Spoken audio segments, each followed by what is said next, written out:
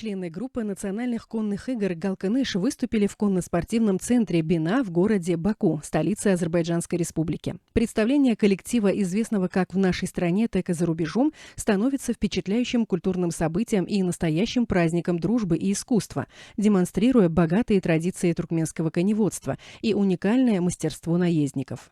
Благодаря усилиям героя Аркадага и уважаемого президента множится мировая слава райских коней, ставших национальной гордостью народа, прекрасным образцом грации и резвости. В стране ведется масштабная работа по популяризации национального искусства коневодства и туркменских национальных конных игр.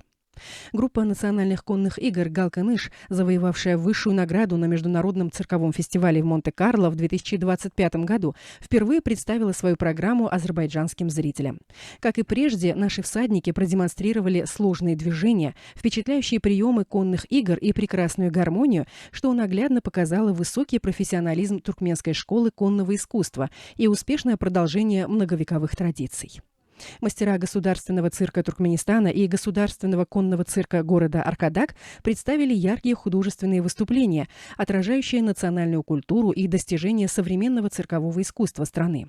В зрелищной части представлений артисты мастерски выступили с национальными флагами Туркменистана и Азербайджана, что символизирует укрепление братских отношений и культурно-гуманитарного сотрудничества между двумя странами. Данное мероприятие вносит большой вклад в развитие двусторонних связей и широкую популяризацию культурного наследия Туркменистана за рубежом.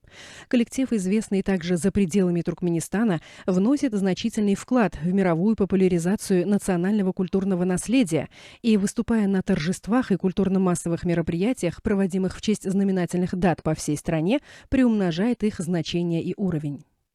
Красота и пластичность великолепных скакунов, а также мастерство джигитов, выполняющих сложные движения на скачущих конях, производят незабываемое впечатление на всех зрителей.